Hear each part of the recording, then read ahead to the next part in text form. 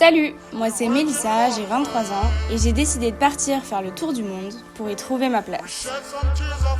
Avec mon caméscope, j'essaye d'aller rencontrer les femmes et les hommes qui participent aujourd'hui à la construction d'un monde plus juste et durable pour demain. Mais comme je voyage toute seule, j'avais aussi beaucoup envie de partager un peu de mon quotidien.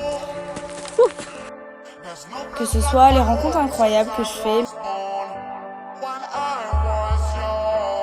mais aussi les coups durs.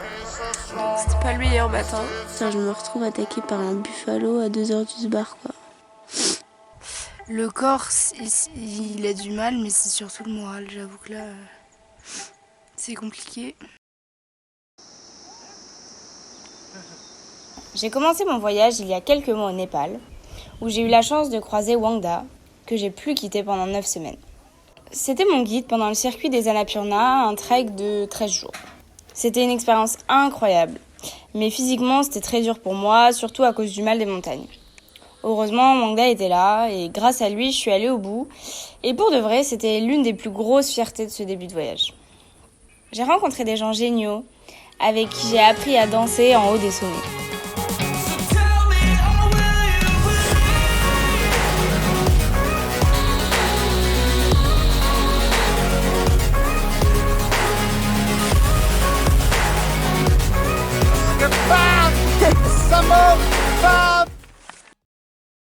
J'ai vraiment commencé à allumer ma caméra à mon retour à Katmandou après 5 semaines de voyage dans le pays. Mon premier facecam, c'était le jour de mes 23 ans, quand j'étais hébergée chez l'une des sœurs de Wangda, alors que je faisais ma première mission de volontariat. C'est fou de se dire que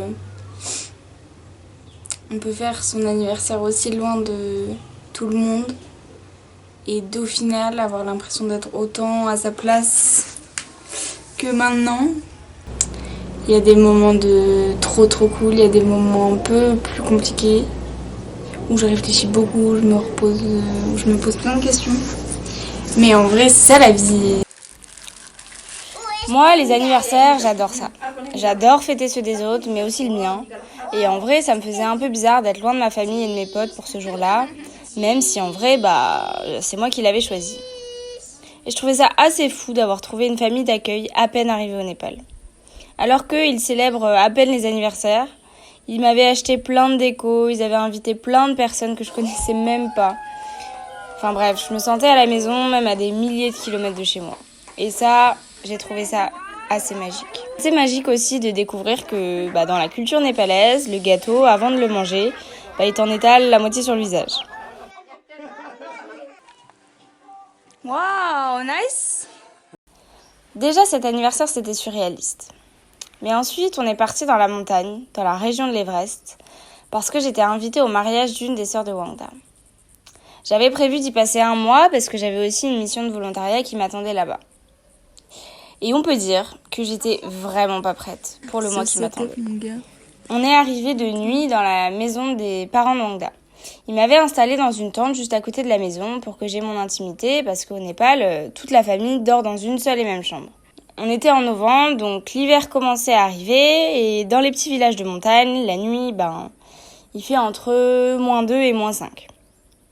Du coup, ça, c'est quand je croyais naïvement que j'allais dormir dans la tente que 2 ou 3 nuits, alors qu'en fait, j'y ai passé 25 nuits. Je vous laisse avec l'évolution de mon moral. La vraie épreuve pour moi, c'est pas d'être au Népal toute seule, c'est de dormir dans une tente quand il fait aussi froid. Genre là, j'ai 2 sacs de couchage. En vrai, je sens que je vais bien dormir. Mais pour de vrai, quand ils m'ont dit tu vas dormir dehors dans la tente, et moi j'avais un peu le seum en vrai. J'étais en mode non mais moi, je peux venir avec vous si vous voulez dans la maison. De base, je fais ce voyage pour aller au soleil, pour la plage, pour la chaleur. J'ai quitté la France au moment de l'hiver. Elle est là l'épreuve. Rester 1 mois dans le froid, dans la montagne. En vrai, ça va être trop cool. Ça va être trop bien. Mais ça va être une épreuve. Hein. J'ai trop hâte de me lever demain matin et de voir. Là, on est au-dessus des nuages. Les étoiles, elles sont trop belles. Et j'ai trop hâte de voir, de vous montrer la vue. Et moi, de la voir déjà, parce qu'on est arrivé de nuit. Et effectivement, j'ai passé 1 mois la tête littéralement dans les nuages. Et c'est dans ce petit paradis que j'ai découvert les parents de Wangda, d'autres de ses frères et sœurs, et que j'ai découvert leur mode de vie.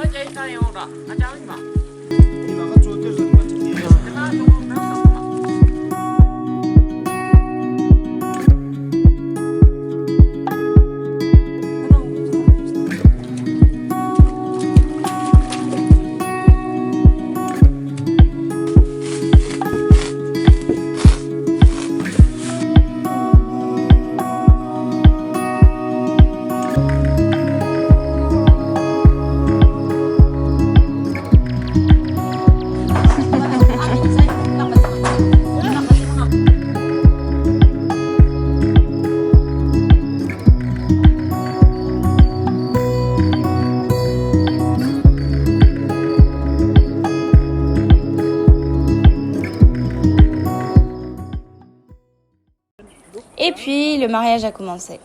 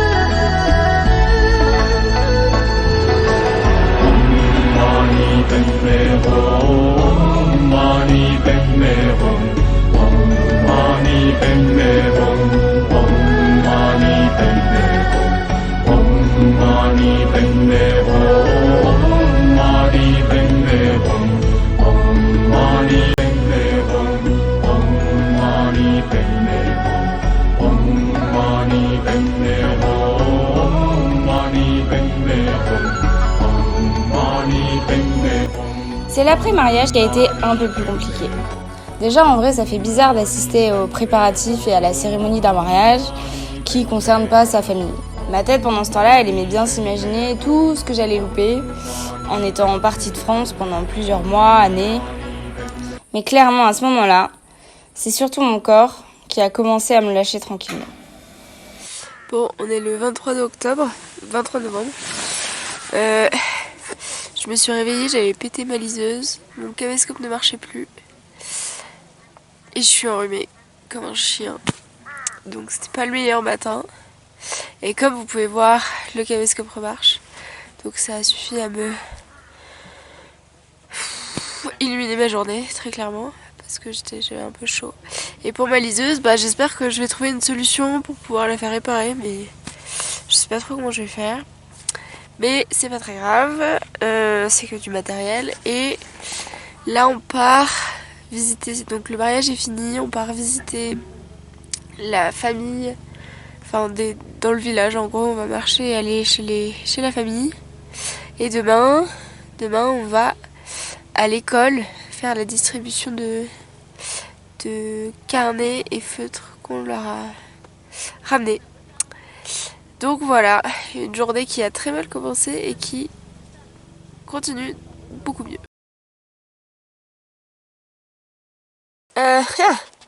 Quelle journée? Mental breakdown numéro... je sais pas. L'un des pires. J'ai cru que j'avais le Covid. Là, on est à 2005. Je suis au bout de ma life. J'ai la crève. J'ai l'impression que j'ai des épines dans la gorge. J'ai des courbatures. Enfin, en vrai, tous les symptômes du Covid. C'est pour ça que... En plus, aujourd'hui, on a fait la tournée générale. Des potes, de la famille de Wanda. Je me sentais trop mal. Fallait que je lui dise que je pensais que j'avais le Covid. Et en fait, il m'a dit que non. Que c'était normal. Que c'était encore le mal des montagnes. Donc bon. Et en fait, ce que je me dis, que en fait, dans 2 jours, on a un trek qui est prévu à 4000. Et en vrai, j'ai envie d'y aller. Parce que j'ai envie d'y aller quand même. On verra mon état à ce moment-là. Je sais que si on fait un fight, mer nature, fit, mer altitude, et moi, clairement je sais que je perds. Il n'y a pas de débat. Je sais qu'en plus, il faut pas rigoler avec le mal des montagnes. On peut en clamser et tout.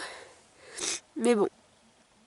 Ce mal d'altitude là, il commence réellement à me taper le crâne. Dans tous les sens du terme. Donc, j'ai décidé. Enfin, on verra demain mon état. Mais j'ai envie d'y aller. J'ai commencé la journée en vrai de bonne humeur, puisque mon caméscope remarchait. J'ai passé une journée de merde, et je la finis de bonne humeur. C'est avec une météo vraiment pas ouf, un corps encore un peu malade, mais un cœur qui battait à 1000 à l'heure, qu'on est parti pour Pic et Pic.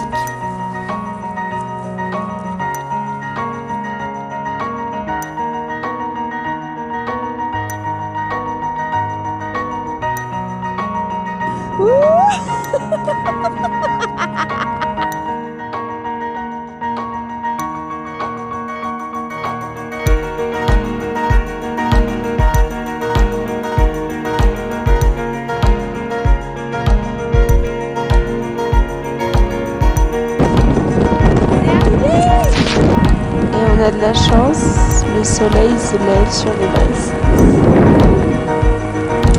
On l'a fait!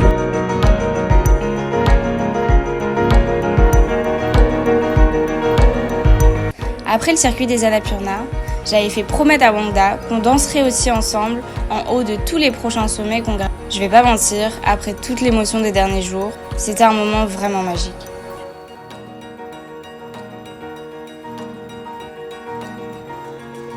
Aujourd'hui, je mets toute mon énergie à construire une vie qui m'inspire et qui aura un impact positif pour les générations à venir.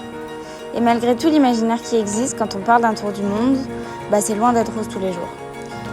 J'ai décidé de vous emmener dans mon nouveau quotidien de baroudeuse qui essaye de sauver la planète comme elle peut, où il y a à peu près autant de remises en question que de paysages magnifiques. Parce que je pense que je suis pas la seule à me torturer le crâne pour trouver un sens à ma vie, et je me suis dit qu'on pouvait partager ça ensemble. Bref, j'espère sincèrement que ça vous fera voyager.